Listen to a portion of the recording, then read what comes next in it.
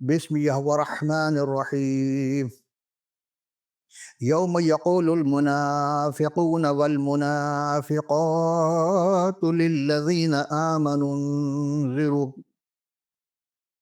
ولا نقتسب من نوركم قيل ارجعوا وراءكم فالتسموا نورا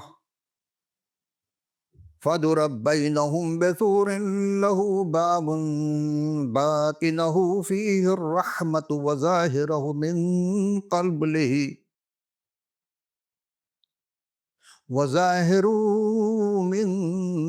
قبله العذاب. جس دن منافق مرد اور منافق عورتیں ان سے کہیں گے کہ جو ایمان لائے کہ ہمارے انتظار کرو کہ ہم بھی تمہارے نور سے روشنی لے لیں. کہا جائے گا کہ اپنے پیچھے لوٹ جاؤ، پھر روشنی تلاش کرو. بس ان کے درمیان ایک دیوار کھڑی کر دی جائے گی جس میں ایک دروازہ ہوگا، اس کے اندر تو رحمت ہوگی اور باہر کی طرف عذاب ہوگا. ترجمہ کنز العرفان میں ہے کہ جتنے بھی جنتی جنت میں ہوں گے وہاں رحمت ہی رحمت ہے، اور باہر جو ہے وہ عذاب ہوگا. حضرت عبداللہ بن مسعود رضی اللہ تعالی عنہ فرماتے ہیں کہ وہ لوگ ہوں گے جن کی نیکیاں اور بدیاں برابر ہوں گے، وہ اعراف پر ٹھہریں گے. ایک قول یہ بھی ہے کہ جو جہاد میں شہید ہو گئے لیکن ان کے والدین میں سے کوئی ایک اگر ان سے ناراض ہیں تو وہ بھی وہاں ٹھہریں گے، یا ایسے عالم جنہوں نے علم کو چھپایا، یا ایسے عادل جنہوں نے عدل سے کام نہیں لیا، اور ایسے وہ تمام لوگ جو انصاف نہ کر سکے، وہ سارے اعراف پہ کھڑے ہوں گے. اعراف وہ مقام ہے جو جنت اور دوزخ کے درمیان میں ہے. صدق اللہ العالمین. حقیقی عرفان کے نئے پروگرام شان مسیح کے 11ویں نشست میں ہم حاضر ہوئے ہیں، اور آپ تمام سامعین ناظرین خدمت السلام اور خوش آمدید. عزیزم، عرفان یا معرفت، اس کی 3 قسم ہوتی ہیں. ایک ہے معرفت عامہ یا عرفان عام، یعنی عام لوگوں کے لیے ہے. یہ خدا ایک ہے، جنت دوزخ، بس اس کو جاننا صرف ہے، اور اس کے کیوں ہے کیسے اس کا ان کو پتہ نہیں. بس نماز پڑھنا، روزہ رکھنا ہے، قربانی کرنا ہے، اس کے آگے پیچھے ان کو کوئی مقصد نہیں ہوتا ہے. دوسرا ہے معرفت خاصہ یعنی عرفان خاص. یہ وہ خاص لوگوں کے لیے ہوتا ہے جو کچھ علم رکھتے ہیں اور وہ جانتے ہیں. تیسرا درجہ جو ہے وہ خاصۃ الخاصہ کا ہوتا ہے، یعنی کہ معرفت حقیقی جانتے ہیں، وہ یہ عرفان حقیقی سے واقف ہو جاتے ہیں. یعنی وہ بھید یا راز یا وہ مخفی باتیں جس کے متعلق عام کو چھوڑ کر خاص بھی نہیں جانتے، بلکہ وہ خاص الخاص کو بتایا جاتا ہے. اور چونکہ ان کے پاس علم زیادہ ہوتا ہے اس لیے وہ اپنے علم کے بنا پر اس مقام کو پہنچنے کی کوشش کرتے ہیں. لیکن اس علم عرفان کو یا حقیقی عرفان تک پہنچنے کے لیے انسانی جسم اور خون کا دخل نہیں ہوتا ہے، بے انتہا عشق، محبت اور پاکیزگی سے، بلکہ خدا کے پاک روح سے ملتی ہے، اور جس کے نصیب میں ہوتا ہے، یعنی چاہت ضروری ہے تو اس کو مل جاتی ہے. عزیزان من، اس کی مثال ہم کلاس سے دیتے ہیں، ایک جماعت کمرے سے، کہ جب پیریڈ ختم ہو جاتا ہے اور استاد کمرے سے باہر چلے جاتے ہیں، دوسرے استاد کی آمد میں اگر دیر ہوتی ہے تو کلاس میں بہت شور ہوتا ہے. آپ تو واقف ہوں گے. اور ان میں ہی کچھ بچے ایسے ہوتے ہیں جو اگلے پیریڈ کے لیے اپنی کتابیں، کاپیاں وغیرہ سب نکال کر رکھتے اپنے بستے سے کہ ابھی کلاس شروع ہونے والی ہے. بالکل ایسا یہ سمجھ لیجئے کہ حجت خدا کے متعلق کہا جاتا ہے وہ غائب ہے. جب یہ کہنا کہ غائب ہے، اور غائب وہ لوگ ہیں وہ سمجھتے ہیں کہ یہ بیوقوفی ہے. واقعی ہے، کیونکہ ہماری نظر تو غائب ہے، کیونکہ ہمارے پاس وہ بصیرت اور بصارت نہیں ہے جس سے ہم دیکھ سکیں.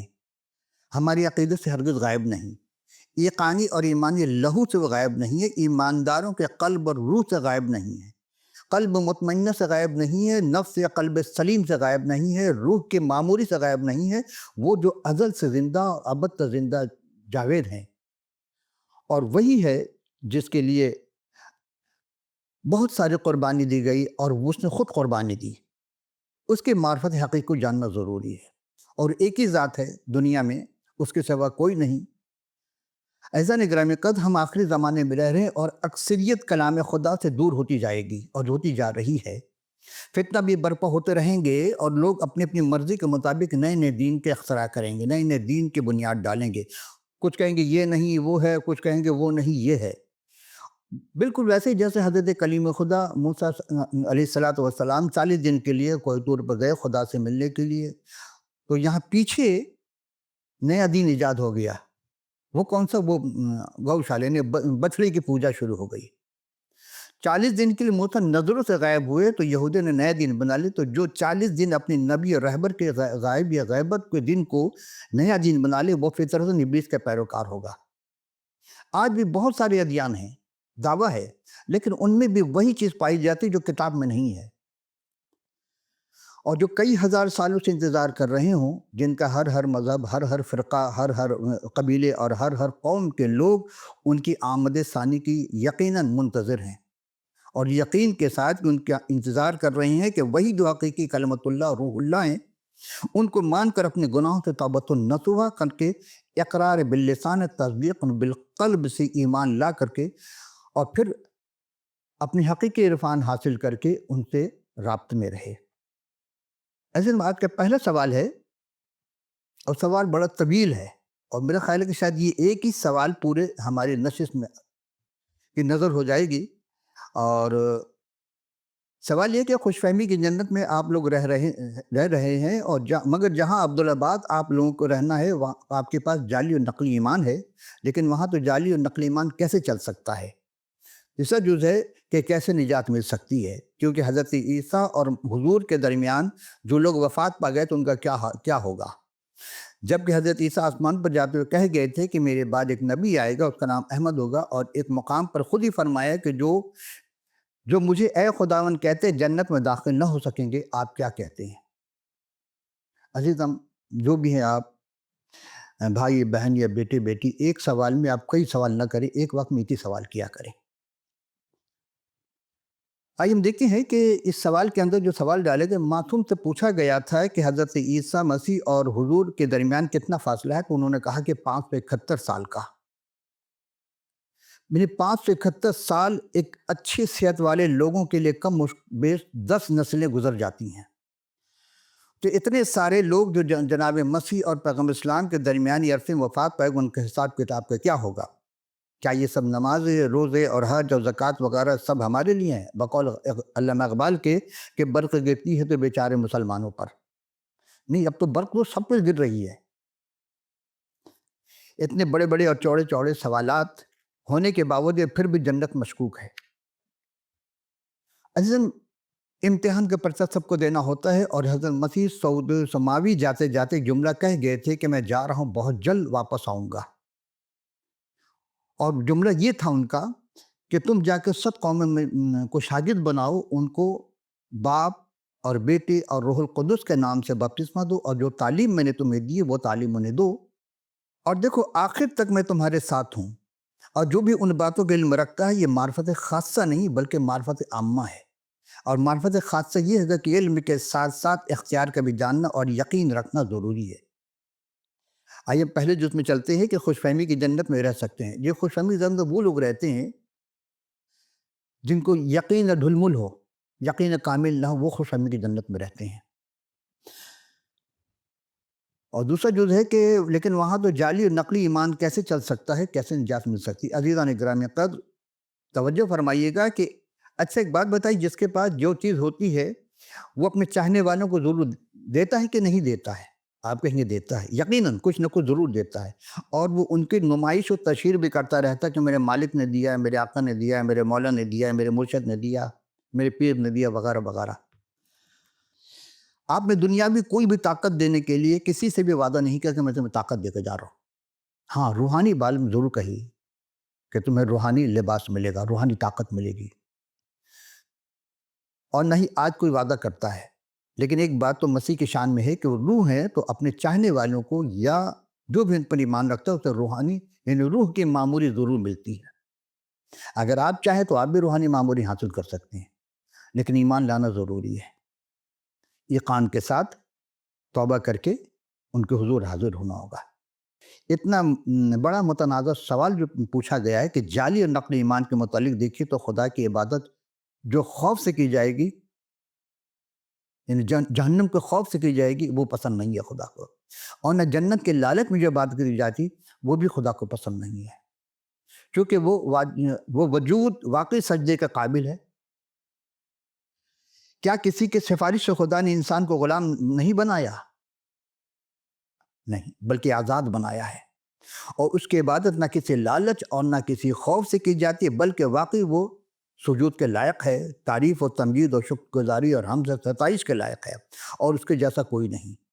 زمین و آسمان کے کل اختیار اس کے ہاتھ میں، اور جو اس ایمان کے ساتھ دعا و مناجات اور عبادات بجا لاتا ہے، بے شک وہی کہ دوبارہ آنے والے ہیں اور ہمارے سارے دل، ساری جان اور ساری ایمان اور سارے اعمال کو دیکھ رہے ہیں، تو بھلا اس کا ایمان جعلی یا نقلی کیسے ہو سکتا ہے؟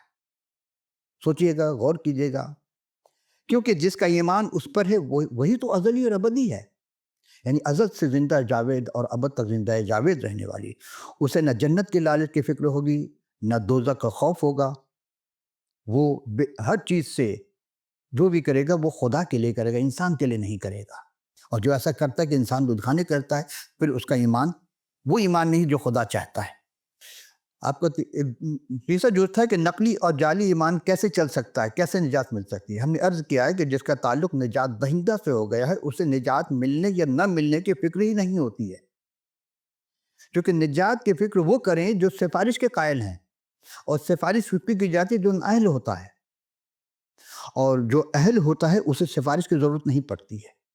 بس یہی ہے آپ کے جو اس کا سوال ہے، جواب ہے۔ آئیے اب ہم دیکھیں دوسرے جز میں کہ آپ نے یہ پوچھا ہے کہ حضرت عیسیٰ اور حضور کے درمیان جو لوگ وفات پائے گا ان کا کیا حال ہوگا۔ آئیے، حضور المسیح اور پیغمبر اسلام کے درمیان میں ہی نہیں رہے بلکہ قیامت تک مسیح اپنا پیغام دے گئے۔ آپ اس میں مختصر پیریڈ کو کیوں دیکھ رہے ہیں؟ ہم تو قیامت تک کی بات کر رہے ہیں۔ دیکھیے ابھی بات کر چکا ہے کہ ایک ہے معرفت عامہ اور دوسرا ہے معرفت خاصہ۔ دونوں کے متعلق علم ہے کہ دنیا میں جلوہ افروز ہوئے اور آسمان پر چلے گئے، اور یاد رکھیے گا کہ اب قرب قیامت مسیح دوبارہ آئیں گے۔ کیا پیغمبر اسلام یا کوئی نبی دوبارہ آئیں گے دنیا میں؟ یہ آپ کو اس کو سمجھ لیجئے، یہ ہے معرفت عامہ، اور مگر جن کے پاس یقین اور ایمان ہے کہ مسیح کیوں آئیں گے اور اپنی قدرت اور قوت اور قدرت کاملہ سے معجزات دکھلائے، جو کوئی اور نبی یہ ایسا معجزہ نہیں دکھا سکا اور نہ کوئی دکھا سکتا ہے۔ کوڑ کے مرض کو، لاعلاج بیماریوں کو، لولوں کو، لنگڑوں کو، مادہ ذات نابیناؤں کو پلک جھپکتے میں انہوں نے ٹھیک کیا، اور یہی نہیں بلکہ مردوں کو زندہ کیا، مصلوب ہوئے، دفن ہوئے اور خود زندہ ہو گئے تیسرے دن۔ تو پھر صعود سماوی ہونا یہ کوئی بھی نہیں کر سکا، اور جاتے ہوئے وہی ارشاد اعظم فرمائے گا جو ابھی تھوڑی دیر پہلے میں آپ کی خدمت میں پیش کر چکا، جو کسی اور نے نہیں کیا، شاگردوں سے تو وہی فرمایا تھا کہ زمین اور آسمان کا کل اختیار مجھے دیا گیا ہے۔ یہ دعویٰ کسی نے نہیں کیا، اسی لیے مسیح پر وہ ایمان رکھ سکتا ہے جس پر روحانی پاکیزگی ہوگی۔ عزیز مسیح نے کہا تھا دیکھو آخر تک میں تمہارے ساتھ اور بہت جلد آنے والا ہوں۔ ایک جملہ یہ بھی تھا مسیح کا، اور یہ دعویٰ کسی نے نہیں کیا۔ بنی اسرائیل میں بہت سے جھوٹے نبی پیدا ہو گئے تھے، میرے بعد بھی آئیں گے اور تمہارے درمیان جھوٹے استاد ہوں گے، مگر خبردار تم ان کی باتوں پر عمل نہ کرنا۔ جو بھی وہ باتوں کا علم ہونا ہے یہ معرفت خاصہ نہیں ہے، بلکہ معرفت عامہ اور معرفت خاصہ یہ ہے کہ علم کے ساتھ ساتھ اختیار کا جاننا اور یقین بھی رکھنا کہ وہی نجات دینے والے ہیں، چونکہ انہیں منجی العالمین قرار دیا گیا ہے۔ آپ کا تیسرا اس سوال کا تیسرا جو تھا کہ جب کہ حضرت عیسیٰ آسمان پر جاتے جاتے کہہ گئے تھے کہ میرے بعد ایک نبی آئے گا، اس کا نام احمد ہوگا۔ اس سوال کے جواب میں پہلے بھی کئی بار دے چکا ہوں، لیکن آج دوسرے انداز میں آپ اس کو سماعت فرمائیے۔ اس کا جواب یہ ہے کہ جناب مسیح نے آسمان پر جاتے ہوئے جملہ تو ارشاد فرمایا ہی نہیں، آپ نے کہاں پڑھ لیا یا کس سے سنا کہ میرے بعد ایک نبی آئے، اس کا نام احمد ہوگا؟ آپ اس پہ قائم رہیے گا، ہم پھر گفتگو کرتے ہیں۔ پھر غور کیجئے میں کیا کہہ رہا ہوں۔ توبہ کرو اور آسمان کی بادشاہی نزدیک آ گئی ہے۔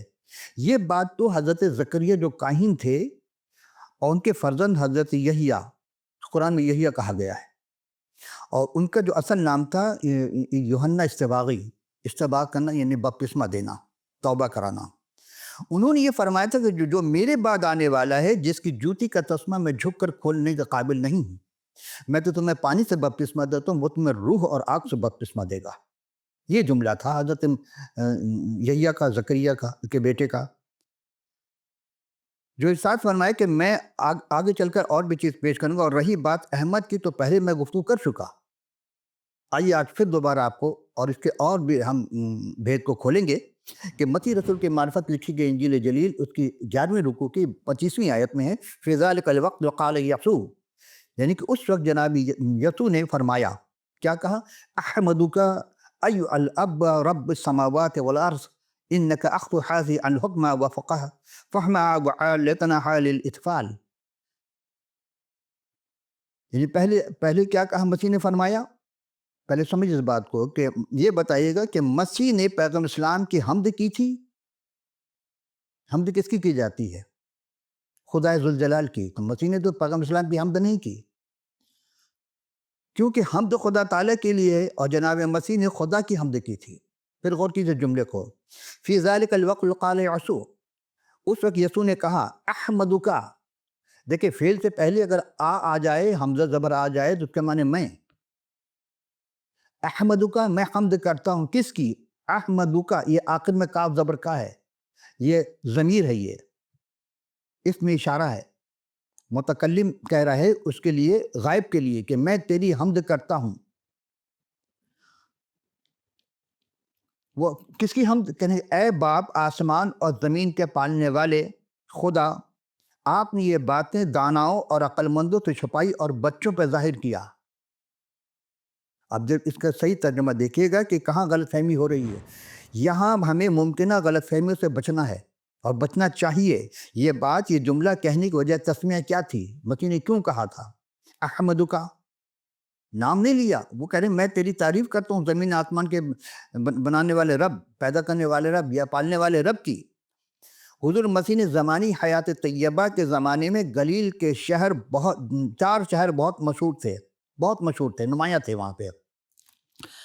ایک خرازین، دوسرا تھا بیت سیدا، تیسرا کفرنہوم، اور چوتھا تھا تبریاس۔ حضور مسیح نے پہلے 3 شہروں کو، خرازین، بیت سیدا اور کفرنہوم پر افسوس کیا۔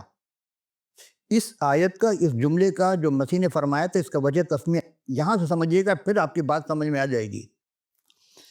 کیونکہ ان 3 شہروں کو وہ اعزاز حاصل ہوا جو کسی شہر کو نہیں ہوا، کیونکہ جناب مسیح ان 3 شہروں کے گرد، یعنی پورے چاروں طرف چکر لگائے تھے۔ اس شہر کے گرد غبار جو تھے، ان کے گلی کوچے میں چلتے پھرتے، چونکہ اس وقت ایسے روڈ نہیں تھے جو آج ہے، نہ ان کے پاس کوئی گاڑی تھی، وہ تو پیدل سفر کرتے تھے، تو سارے گرد غبار ان کے پیروں میں بھی لگتے تھے، کپڑوں میں بھی لگتے تھے۔ اور انہوں نے کہا کہ اور ان کے منظور نظر لوگوں کو زیور علم عرفان سے، تعلیم سے آراستہ کرتے رہے، اور ان کے فصیلوں کے اندر معجزے دکھاتے رہے۔ اتنی بڑی شہادت کے باوجود انہوں نے توبہ کرنے سے سختی سے انکار کر دیا۔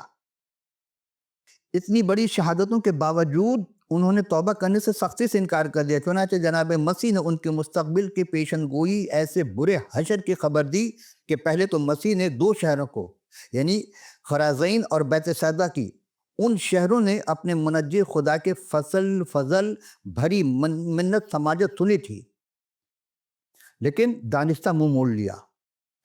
اس سے مسیح کا خیال سور اور سیدا کی جانب چلا گیا، یعنی وہ 2 شہر ایسے بھی جو قبل مسیح بدی اور بت پرستی کے باعث خدا کے غضب سے وہ شہر تباہ و برباد ہوئے تھے۔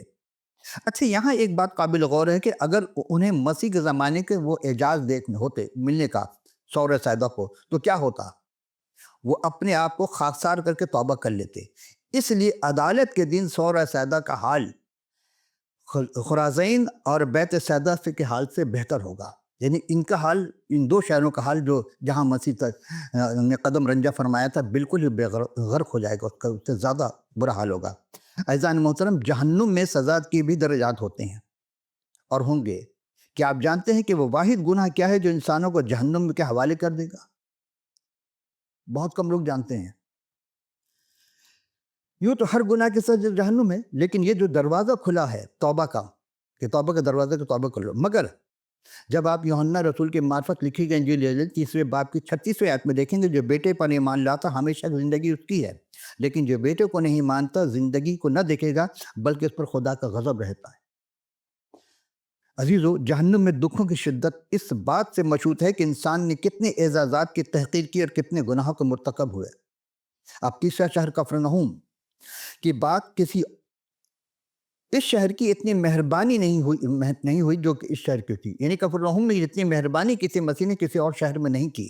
جب ناصرت سے مسیح کو رد کیا گیا تو اس کے بعد وہ کفرنہوم ہی کو مسیح کا شہر قرار سمجھنا چاہیے تھا، یعنی قرار دینا چاہیے تھا۔ جس طرح پیغمبر اسلام مکے سے مدینے چلے گئے تو مدینۃ النبی کہلایا، اسی طرح یہ سمجھ لیجیے کفرنہوم جو ہے وہ مدینۃ المسیح ہوا۔ لیکن ان کے بعض غیر معمولی معجزات ان کے مسیح ہونے کے وہ دلیل تھی، لیکن انہوں نے اس کو تردید کر دیا۔ یہ ناقابل تردید واقعے کو انہوں نے تردید کر کے اسی شہر کفرنہوم میں جب مسیح اور خدا کی نظر میں سب سے بڑا گناہ والا شہر قرار پایا۔ سدوم کیا تھا؟ ایک شہر تھا، ایک شہر کا ذکر کیا، اگرچہ وہاں ہم جنسیت اور لواطت کے مرکز اور ذلیل شہر سدوم کو ایسا شرف حاصل ہو جاتا جیسا کفرنہوم کو کیا تھا تو ضرور توبہ کر لیتا، بچ جاتے، لیکن کفرنہوم کا شرف تو کہیں بڑا ہے۔ اب کفرنہوم کے باشندوں کی کیا چاہیے تھا؟ کہ انہیں چاہیے تھا کہ توبہ کر کے کمال خوشی کے ساتھ خداوند کا قبول کر لیتے، مگر افسوس صد افسوس کہ کفرنہوم نے موقع کھو دیا۔ عزیزو، ہم سب آج ہر قسم کے تعصب سے پاک ہو کر اپنے اور اپنے خاندان اور عزیز و قارب کے لیے غور و فکر کریں کہ کہیں ہم سب بھی کفرنہوم والوں کی طرح تو نہیں ہو گئے، کیونکہ دنیا اور خدا کی نظر میں اس وقت تک جو شہر سدوم تھا برگزیدگی کا گناہ کبیرہ کے بہت بڑا تھا، یعنی برگزید خدا کے بغاوت، جس کام سے خدا نے منع کیا تھا وہی کام، لیکن کفرنہوم نے تو خدا کے مقدس فرزند کو رد کر دیا۔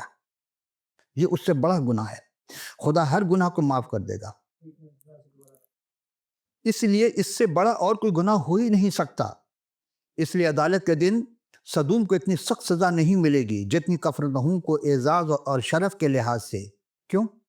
کیونکہ کفرنہوم کو آسمان تک بلند کیا گیا، مگر عدالت کے دن اسے عالم ارواح میں اتارا جائے گا۔ اگر یہ بات کفرنہوم پر صادق آتی ہے تو ان مقامات کا کیا حشر ہوگا جہاں کلام خدا یعنی کتاب مقدس کے پیغامات، اس خوشخبری کو، اس منادی کو انبار لگے ہوئے ہیں، جہاں radio, T V, media, social media, print media, dish antenna وغیرہ کے ذریعہ ابدی اور خوشی کے منادی جاری اور ساری ہے، اور جہاں کسی کے پاس کوئی عذر باقی نہیں رہے گا کہ ہم تک پیغام نہیں پہنچا۔ آج ان 3 شہروں یعنی خزائن اور بیت سیدہ کی تباہی اور بربادی نابود ہے، یعنی بالکل کوئی جگہ کی نشاندہی نہیں کر سکتا، اور کفرنہوم کی جائے وقوع بھی کہیں صحیح علم نہیں ہے۔ اور اب چوتھے شہر تبریاس یعنی حضور مسیح کی پیشن گوئی ایسی نمایاں ہے کہ تکمیل کو پہنچی، کہ صبح یہ ہے کہ وہ عالم کل یعنی کتاب مقدس کے الہامی اور اس بار یعنی اس آیات پر جس پر مسلسل اعتراض کرتے رہتے ہیں، کسی طرح بھی انداز کو غور نہیں کرتے۔ آئیے اب دوبارہ ہم اسی آیت پر آتے ہیں، احمدو کا۔ آپ کہتے ہیں کہ جو اعتراض ہے کہ اس لفظ کو اہل لغت سے پوچھے گا، نعوذ باللہ من ذالک، کیا مسیح پیغمبر اسلام کو خدا سمجھ کر حمد کر رہے تھے؟ نہیں، ایسا بالکل نہیں۔ آخری میں بار کے احمد کے والی جو ہے یعنی احمدو والی بات، آپ جو کلمہ پڑھتے ہیں، آپ کہنا کہ مسیح نے کہا کہ میرے بعد اس کا نام احمد ہوگا، لیکن مسیح نے دو بات پہلے بھی کی ہے، میں گزشتہ نشید پیش کر چکا تھا کہ انہوں نے کہا کہ میں خدا کے بھیجا ہوا ہوں اور یہ توریت کی میں تصدیق کرتا ہوں، تو آپ اس بات کو تو مان نہیں رہے ہیں۔ اور جب اس بات کو مان رہے ہیں کہ انہوں نے کہا تھا میرے بعد نبی آئے گا اس کا نام احمد ہوگا، تو پھر آپ جو کلمہ پڑھتے کلمہ تو غلط ہو گیا پھر اس آیت کے مطابق، کیونکہ آپ کو پڑھنا تھا لا الہ الا اللہ احمد رسول اللہ، لیکن آپ تو پڑھے محمد رسول اللہ۔ محمد کس نے رکھا تھا؟ حضور کے دادا عبد المطلب نے، تو مطلب کو رتبہ بڑا ہی ہے حضرت مسیح کا۔ آپ کہیں گے کہ مطلب کو، تو ٹھیک ہے آپ کہیے پھر، لیکن مسیح کا رتبہ بڑا ہے، یہ آپ کو ماننا ہوگا۔ اور پھر یہ کہ پھر دوبارہ یہ آپ کی نظر کر دوں کہ مسیح نے تعریف و تمجید کی تھی رب العالمین کی، اس خدائے وحدہ لا شریک کی، اور اس کو باپ کر کے کہا تھا، اور وہ جو بچوں کو دی کسی کو نہیں دی، بڑے بڑے عالم، فقیہ، فصیح علم و فہم رکھنے والے فراست کے ذہنوں کو خدا نے تالا لگا دیا ہے، اور آج بھی وہی نوبت تالا لگا، مگر بچوں پر ظاہر کیا، کیونکہ خدا غرور کو پسند نہیں کرتا، عاجزی انکساری کو پسند کرتا ہے۔ لوگ پہلے باب کی 35 آیت میں کہ جو لوگ یا جو قوم اپنے آپ کو اتنا دانا اور فہیم سمجھتے اور کہتے ہیں کہ ہمیں مسیح کی ضرورت نہیں، ان کو عزلو انصاف اندھے پن کی سزا ملتی ہے، مگر جو اپنی نادانی کا اقرار کرتے ہیں انہیں اس ہستی کا مکاشفہ عطا ہوتا ہے جس میں حکمت اور معرفت خاصہ کے خزانے پوشیدہ ہیں۔ مسیح نے باپ کے اس بات پر شکر کیا کہ اس نے ٹھہرا دیا کہ جہاں لوگ مسیح کو رد کریں گے وہاں دوسرے انہیں قبول کریں گے۔ عظیم بے ایمانی اور روبرو انہیں تسلی حاصل ہوتی ہے، اور خدا کا مقصد اور ارادہ پر سب پر بھاری حاوی ہوتا ہے۔ اور رہی بات احمد والی، پھر سمجھیے اس بات کو کہ اگر آپ مزید ہیں کہ نہیں احمد کہا ہے تو احمد کے معنی کہ میں حمد کرتا ہوں۔ آخری جز ایسے چوتھا جز ہے کہ ایک مقام پر مسیح نے خود فرمایا کہ جو مجھے اے خداوند کیسے جنت میں داخل ہو سکیں گے، آپ کیا کہتے ہیں؟ آپ نے سوال تو ادھورا کیا ہے، یعنی درمیان سے کہیں سے ایک جز نکال لیا۔ اس کا جواب ہم اگلی نشست میں دیں گے، لیکن ہم آپ سے اتنا عرض کرتے ہیں کہ جب تک آپ کے پاس کتاب مقدس کا صحیح تعلیم نہیں ہو، صحیح معرفت نہیں ہوگی، آپ اس وقت تک ڈاواڈول ہوتے رہیں گے۔ آپ صحیح معنی میں قرآن ہی کو سمجھ نہیں پائے تو پھر کتاب مقدس تو بہت بڑی چیز ہے۔ قرآن شریف عنصر بک چھوٹی سی کتاب ہے، لیکن کتاب مقدس بہت بڑی چیز ہے، پوری تفصیل اس کے اندر موجود ہے۔ اسی لیے آپ کو جہاں قرآن پڑھتے ہیں وہاں کو کتاب مقدس کے کبھی مطالعہ کرنا ضروری ہے۔ ہم ایسے تمام علماء کو جو صرف قرآن پر زیادہ زور دیں ضرور دیں، لیکن آپ کو کتاب مقدس کا علم جاننا ضروری ہے۔ آپ کو عربی کے ساتھ ساتھ عبرانی زبان اور یونانی زبان بھی جانیں گے۔ جب تک آپ اس زبان کو نہیں سمجھیں گے آپ کتاب مقدس کو اور مسیح کو نہیں سمجھ پائیں گے، کیونکہ جناب مسیح عارضی طور پر دنیا میں نہیں آئے بلکہ وہ ازل سے ہے اور ابد تک۔ اور کئی بار آپ کی خدمت پیش ہو کے وہ واحد کلام ہے جو یوحنا رسول نے اپنی پہلی رکوع کی پہلی اچن آیت میں کہا کہ ابتدا میں کلام تھا، کلام خدا کے ساتھ تھا۔ تو یہ کلام تھا کون؟ وہ خدا کے ساتھ کون تھا؟ وہی جو کلمت اللہ کہلائے جو قرآن میں۔ اب اگر کلمت اللہ پر ایمان ہے تو پورے کلام کو ماننا ہوگا۔ آپ رد کریں گے تو پھر آپ رد کر دیے جائیں گے۔ یہ سوچیے گا، غور کیجیے گا کہ آپ کے پاس کیا کتاب مقدس ہے مطالعے کے لیے؟ ابھی اسکرین پر واٹس ایپ، ای میل، ٹیلی فون اور اسکائپ دکھائے جا رہے ہیں۔ آپ کو جو اویلیبل ہو آپ پورا پتہ ہمیں لکھ بھیجیے، ہم فی سبیل اللہ آپ کی خدمت میں آپ کی دیے ہوئے پتے پر کتاب مقدس ارسال کر دیں گے۔